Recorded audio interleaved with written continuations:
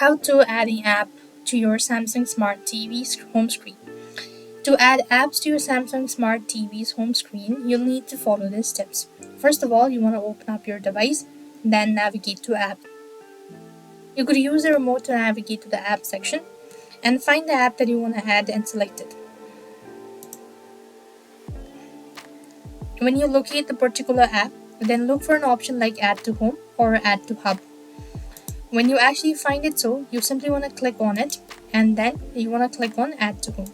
Once the app is added, you could usually move it to your preferred location on your home screen using the directional button on your remote. And in some cases, you might need to navigate to app settings or manage apps to find the Add Home options, especially if the app isn't immediately accessible from the main app.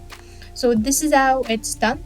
I hope the video was helpful. Make sure to like, share and subscribe to our channel. Thank you for watching. See you in the next video.